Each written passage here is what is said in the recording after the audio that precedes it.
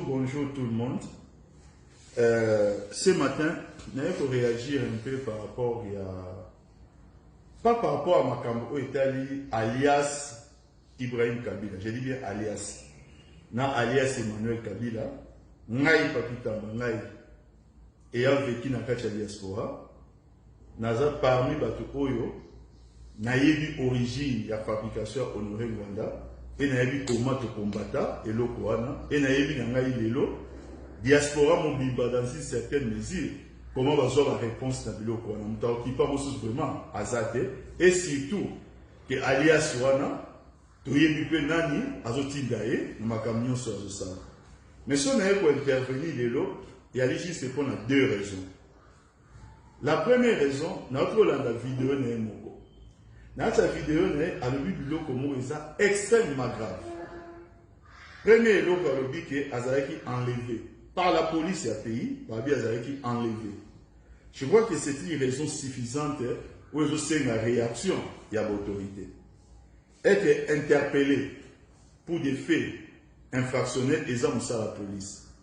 Être enlevé, c'est à même vers une destination inconnue. Nani Moutou, enleva qui est, mais c'est retrouvé dans beaucoup de police, dans beaucoup il y a parquet. Et là, comme nous souvenons place, il est dit, en tout cas, son excellence, que c'est le président de la République. Ce n'est pas Papi Tambo, membre PPRD qui parle.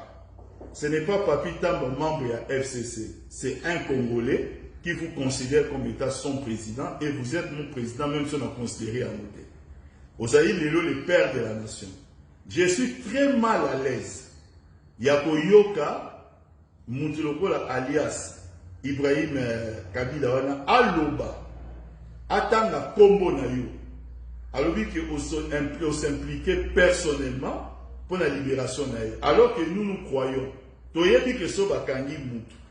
Ingo la c'était que mutu forcément il faut que les boulot enquête et qu'on suive le cours nango, ba rozom s'appelle mutu nanda. C'est ce que nous connaissons la procédure. Mais il y a ceux qui savent que Yonde s'impliquait personnellement, à Bakisi Kotindi Major, à Otiseki Wapi. C'est tout le contraire, papa, Nabengata Ndegewana, de tout ce que nous sommes en train d'imaginer ou de tout ce qu'on peut imaginer à l'état de droit. Naïke Papita Manazolo Bango, c'est ce fameux alias Ibrahim Kabila. Alors, dit qu'on s'impliquait pour la libération, ça veut dire quoi? On empiétait dans la justice, selon lui, nous avons répété ça.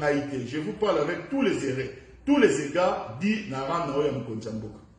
Nous avons seulement désolation de quelqu'un Oyo a cité Kombo Nayo d'une manière qui nous dérange. Père Lobi ici souligne que au Tindi Major, habillé au Tindi Major, moi je crois que le service de communication président de la République, nous avons seulement pour fixer l'issue. Toye ba soki. Nous allons nous faire notre idée. Ou toyeba soki ezali à soloté, toyeba maintenant dans quelle justice nous vivons dans notre pays. Ça sont des choses que nous n'avons jamais connues. Depuis que nous sommes autre côté dans la politique. Je préfère croire qu'il a raconté sa vie na bateau bazotindae. Et s'il a raconté sa vie, fixer du peuple. La deuxième et dernière chose. N'a aucun argument militaire. N'a aucun argument militaire. Déjà plusieurs fois, démonta, on n'a plus le temps à ça. On n'est même plus consacré à ça. Mais l'autre seulement, dans la posa, il y a tout simplement. C'est que l'autre, il y a une plainte où ils allaient déposer. Et que Bango va revenir dans Maloba. Balobi que Bazoluka va va contester le jugement à Papa Bango. Je crois que Bato va porter qui plainte. Pour la contre Mukuna, Bakoki ko associé Bango. Ba même la Bato version, il y a la pièce. Le peuple, le roi des Kabila était président dans ce pays. Soyi bazana la version contraire toi na posa toye Bango. Koye Bango c'est pièce. Parce que face à un jugement rendu, pour réouvertir le dossier, et ça, il me faut des éléments nouveaux. Les éléments nouveaux, ils ont loba ou il y a les réseaux sociaux.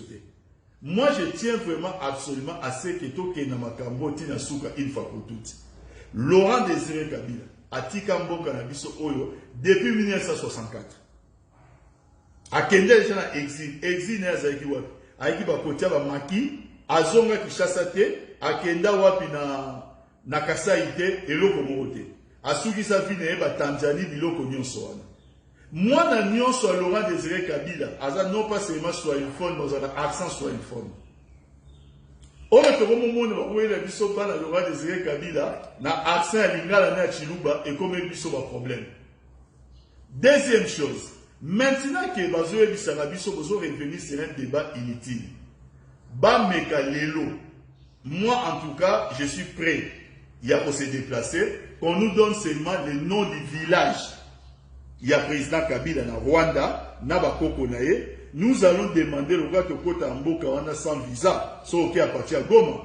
Tokena makambo tina suka va pesa biso kombo kaka ya mboka na ye. Parce que trop maintenant c'est trop. Donc voilà tout ce que je voulais dire. Beaucoup plus de choses, c'est la réaction.